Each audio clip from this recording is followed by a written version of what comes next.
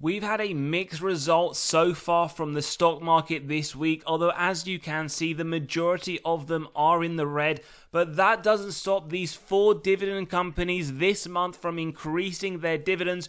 We're going to discuss each one in today's episode. We'll run through their historical performance. We'll also talk about their dividend safety, as well as talking about their increases to the dividend this month, looking at their free cash flows, their debt levels, as well as other metrics. And as always, we are going to run each one of these dividend companies that have increased those dividends into the valuation model, getting to our intrinsic value as well as our acceptable buy price, incorporating a margin of safety. And as always, we'll see what is Wall Street forecasting for each one of these companies over the next 12 months. So the first one we are looking at, it is Caterpillar, and in fact we get a buy rating from Seeking Alpha, a strong buy from Quant, although we do see a hold from Wall Street right here. It is trading now in the midpoint of the 52-week range. It does have a forward yield of 1.59% and a forward P of around 15. Do bear in mind the S&P currently sits at 22, but again, we can take a look at a sector P to get a more relevant piece of information. Over the last year, well, very strong performance, up nearly 33%, and if you've been a shareholder over the last 10 years, you would be up over 200%, and if you also reinvested your dividends, you would in fact be up slightly higher. Now, in terms of their dividend safety score, well, 93, so it is very safe. Market cap, 160 billion. It is a mega cap company. We also note last month they did reaffirm that dividend safety, therefore indicating that a dividend cut does look to be highly unlikely. Now, a lot of people may believe a recession is around the corner. Well, recessionary data shows us from the Great Recession 07-09 that they did increase the dividend. They had below average growth, -37, S&P sat at around -12, and they did significantly trail the S&P, -70, as we can see here, the S&P -55. Now, in terms of dividend growth, very nice to note, they increased it just last week, 8.5%, significantly above that minimum 4% inflationary target that we like to aim for. Over the last 5 years, nice high single digit, and in fact, if you've been a shareholder over the last 20 years, Caterpillar have been increasing it by 10%. Also nice to note, they are a dividend aristocrat. They've been increasing those dividends for 25 years or more. Now, in terms of dividend yield theory, for those that are new, it does state a company is undervalued when the current yield sits above the 5-year average. So we have an argument here for overvaluation / slight reasonable valuation. On the forward P, however, at 14.7, it is below the 5-year average, so that is an undervaluation signal. And we have another undervaluation signal as Caterpillar's 14.9p is lower than the sector P at 19.1.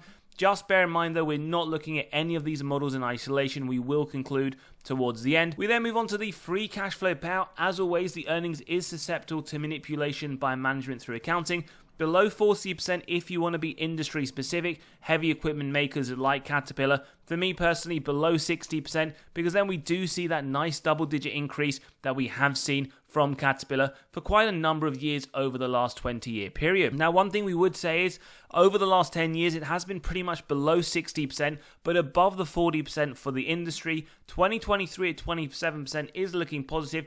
29% in the next year. Again, this is a good sign for that dividend increase. Even for next June, hopefully we will see a very high single-digit increase, or in fact maybe a double-digit increase. Free cash flow per share, well, we want increasing consistent free cash flows over the longer term. One thing that we do want to point out with Caterpillar, they are in a cyclical industry, so we would expect some years to be very strong with other years very poor. Over the longer term though, we do see growth from 2014 to 2023. Nice to note, 2024, although a very small increase, there is an increase anticipated to the free cash flow. As we said about the cyclicality on the top line, 3 to 7%, but we do note over the last 10 years, 5 of them have been negative, and in fact from 2021 where we saw some strong growth at 22%, over the last few years it has been coming down 9% on a trailing 12-month basis. Still very strong and above the minimum we want to see, but again, do bear in mind this is a cyclical company, and we can see just from the total sales, some years very strong, some years we do see decreasing quite significantly. Now, in terms of these shares outstanding, well, as always, returning excess cash to shareholders is something we love to see as investors.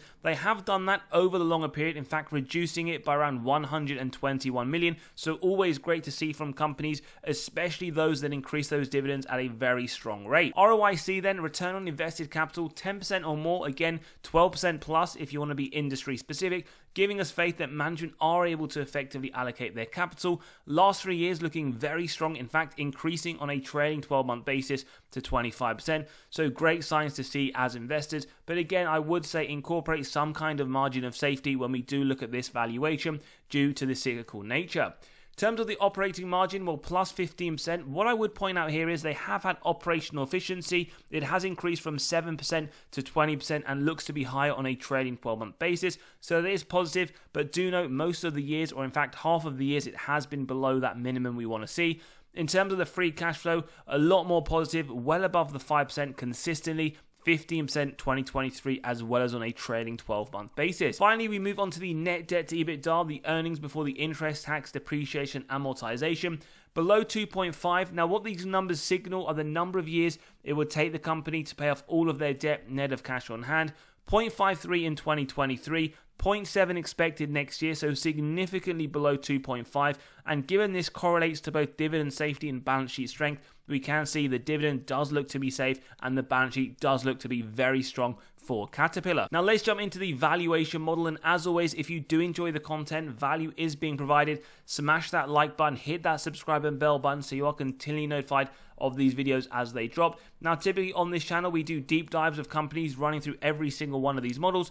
Today's episode we're just jumping straight into the intrinsic value, which arrives at $372. Now with the current price of $319, as always we do get to a margin of safety to start off with at 10%.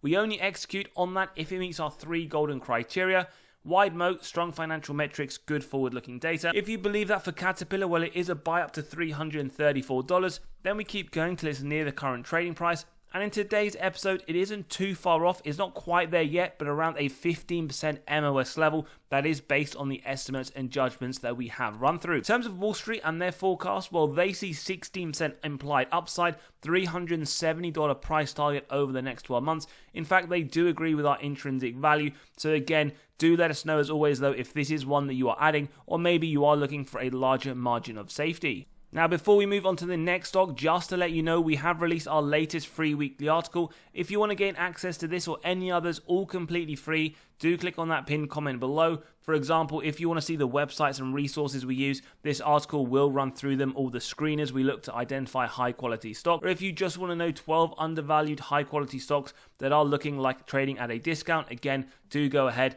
and click and read that straight away for free. The next stock that has increased their dividend, we have FedEx Corporation. Now, this is one that is up around 9% over the last 12 months. If you've been a longer term shareholder, well, what a roller coaster. It's been up and it has been significantly down throughout the last 10 years. Right now, though, you would be up 69%. It is trading in the mid to lower end of the 52-week range. As we can see, a buy from Wall Street, however, a double hold from the other 2 analysts, a yield of just over 2%, and a forward P just under 14. Now, in terms of looking at the dividend safety, well, 64, it does look to be safe. Market cap 61 billion. It is a large cap company. Now, it was reaffirmed at the beginning of April that essentially this does suggest a dividend cut does look to be unlikely for FedEx Corporation. And in terms of the last recession, well, they maintained the dividend. They didn't increase it, but they didn't decrease it. Negative 16% sales, so average growth, but they did trail the S&P with their negative 68% return. Nice to note, a very nice increase of 9.5% this month. And when we look at it over the last 5 and 20 years, this is a company that does increase their dividend at a very strong rate. Definitely one to investigate if you are looking at high quality dividend growth companies. What we would say though, 3 years of consecutive increases as they did hold that dividend in 2019 as we can see, although they have been paying a dividend for the last 21 years without a reduction. Now, in terms of dividend yield theory, we have that undervaluation sign on the yield, 2.23 versus 1.72. We do know the forward P, however, isn't too far off the 5-year rolling average, but we do see industrial sector much higher at 19.1. Now, in terms of looking at the free cash flow payout, what we can clearly see is over the last 3 years, well below that 60% target. 2024 as well, expected 40%. So we should expect, again, continued increases at a very strong rate as well. In terms of free cash flow, well, they have gone for a period, in fact, 2017 to 2020. 2020 where it was very poor. Since then, it has rebounded very strongly, although it has decreased from the highs of 2021. What's nice to see here that it is anticipated to increase into 2024 from that 1050 that we can see for the full annual report year. In terms of sales growth, well, we have to firstly point out that the more recent annual report showed a decrease of their top line of -4%.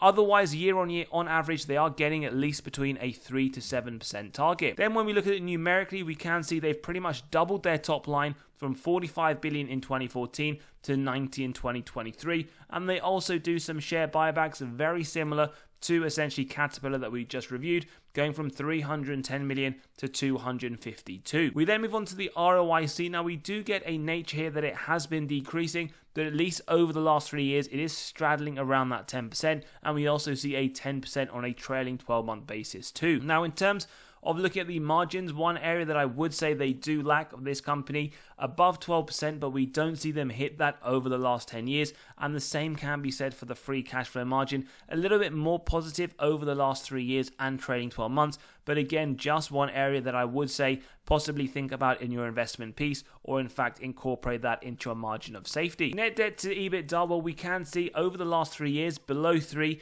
2.06 anticipated over the next 12 months. So they are looking to lower that down, which is always a great sign and will help not just that dividend safety, but also those dividend increases over the next few years and to come. So let's jump into the valuation model, and don't forget you can grab a copy of this model by clicking on the pinned comment below, effectively getting to the intrinsic value as well as the acceptable buy price of companies in your own portfolio and those on your watch list. So margin of safety then at 10%, what we see here is that it is a buy up to $285, but again, depending on the MOS level you're looking for. At 20%, we can see $254. So right now, FedEx is trading at a 20% MOS. As always, though, let us know whether or not you believe that is sufficient for a company where we did indicate some things to be aware of. In terms of Wall Street, well, they see upside of 25%. Their price target, $311, is a little bit under our intrinsic value, but they do indicate based on this that it is a buy. But again, let us know your thoughts below. The next company to have increased their dividend is UNH, and we get a strong buy rating from Wall Street, a buy from Seeking Alpha, but a hold from Quant. This is trading in the midpoint of the 52-week range, a forward yield of 1.51% and a forward PE sitting just under 18. Now, this is a company that is up 1% over the last 12 months, so not a great return at all. Over the last 10 years, however, it is up 502% and is one of those companies that over the longer term does outperform the S&P historically. Now, in terms of their dividend safety, well, 99, very safe, the highest score obtainable. Market cap, well, 458 billion. And we can see just a few weeks ago, their dividend safety score was reaffirmed. Dividend cut looks to be highly unlikely. Now, key metrics, well, they maintained the dividend during the 07-09 crash, plus 5%, so a lot better than the average of the S&P, although they did marginally trail with their negative 63% return. Not surprised here at all, especially coming from a shareholder, that we did get to see a double-digit increase this month. 16% over the last 5 years, 41% over the last 20. This is a very strong company, not just outperforming the S&P, but also increasing those dividends double digits, and they've increased them for the last 14 years, although they've been paying them for the last 31 without a reduction. Now, in terms of dividend yield theory, we do get that undervaluation signal both on the yield as well as the forward PE. When we do look at it, though, it is marginally higher than the healthcare sector at 16.6. Now, in terms of free cash flow payout, absolutely no surprises here why they are able to offer those double-digit increases. This is truly what you call a consistent company, pretty much in the 20s year on year for that free cash flow. Again, 30% over the next 12 months.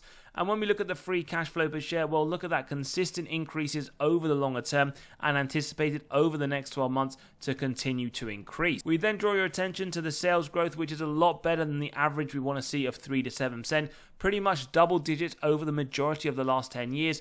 13% on a trailing 12-month basis as well. And you can see numerically they've nearly tripled their top line over the last 10 years. One thing they don't do consistently, which is what we would like to see, is those returning of excess cash through those share buybacks, giving you a larger portion of the company as they go and buy those shares. But again, a lot of positives with this company. ROIC, again, consistently around that 19% level, which is very strong when you're setting a minimum around 10%. So this does give us a lot of faith in management.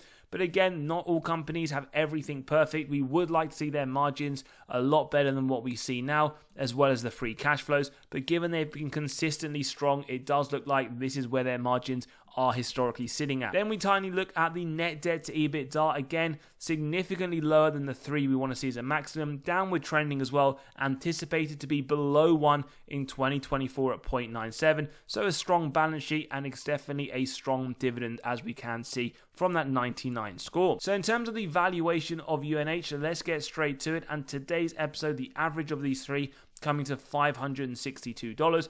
Now, it will be interesting. Let me know your margin of safety on this. Maybe you are looking at this at paying a premium, maybe at 10%, or maybe like others around 20%. So margin of safety at 10%, a buy up to $505. It doesn't warrant a 15% MOS level just yet, but we can see acceptable buy 478 if you were looking for a 15%. At 10%, pretty much what it is, trading near enough today at the $506 mark. In terms of Wall Street, well, they consider this upside of 14%. Their price target 566, again, not far off our intrinsic value. And as we saw earlier, they do consider this a strong buy. And let us know your thoughts below. We then move on to the next dividend growth, which has National Fuel Gas Company. We have a double buy rating, Seeking Alpha and Wall Street, with a hold from Quant. It is trading in the upper end of the 52-week range. Forward yield 3.6% and a forward P sitting at 11.4. Over the last year, well, it is up around 6%. Over the last 10 years, if you are a shareholder, again, another roller coaster of a company, you would be down negative 28%. Dividend safety score, well, another very safe 95 score. Market cap, $5 billion. It is a mid-cap company, and we can see just last month reaffirmed dividend cut looking highly unlikely. Now, last recession, well, they did increase the dividend. They had below average growth, but they did outperform the S&P with their negative 40% return. Now, their dividend growth is not as good as the previous ones we have reviewed today. 4% this month, 3% over the last 5 years, 3% over the last 20 years. One thing, though, we do want to point out, they are a dividend king. They've increased those dividends for the last 50 years or more, and they've also paid a dividend for 122 years without a reduction. Now, dividend yield theory here does show reasonable valuation. The yield is marginally higher than the 5-year average, and we see the forward P marginally lower than the 5-year. And when we look at utilities as a whole, the sector is trading significantly higher at 15.6. Now, in terms of looking at the free cash flow payout, given this is a utilities company and that free cash flow is a lot more volatile, we draw your attention to the earnings below 75%, and that is what we see pretty much every single year. 41 anticipated next year, so looking very positive. A little bit of a shame that they are only increasing it in line with inflation. And when we look at the earnings per share, it has increased over the longer term. Lots of inconsistencies, no general rhythm here to note. And in fact, we do want to point out it is anticipated to decrease into 2024. When we take a look at their sales growth, again, no surprises. Do bear in mind that this is a cyclical business. And as we can see, 4 of the last 10 years have been negative growth. And when you look at it numerically speaking, you can see it is going up and down pretty much right there across the last 10 years. Now, in terms of share buybacks, we don't see that much given the fact that they do issue a lot of shares. The reason for this is to fund a large portion of their growth expenditures. So we can see that over the last 10 years, although it isn't massively, in fact, fairly trivial, but always a good thing just to point out. In terms of the ROIC, well, we do lower it to around 7.5 for utilities. Positive to note, a lot better every single year, 11% in 2023. In terms of margins as well, pretty strong, and you could argue some operational efficiency, 35% in 2023, 38% anticipated into 2024. So always a good sign, but really what we do want to see with companies is an increase to both revenue as well as their margin. In terms of net debt to EBITDA, well, below 5.5, that is what we bring it up to for utilities. Significantly below that, 2.26 in the full year, 2.19 in 2024. So no worries with the balance sheet, no worries with the dividend, and that is why we do see a very safe score. In terms of the valuation, let's jump in. What is the intrinsic value in today? And it is coming to an average of $67.64 with a current price of $55. Now, margin of safety at 10%. Remember, that is what we do if it meets our 3 golden criteria. It is a buy up to $61.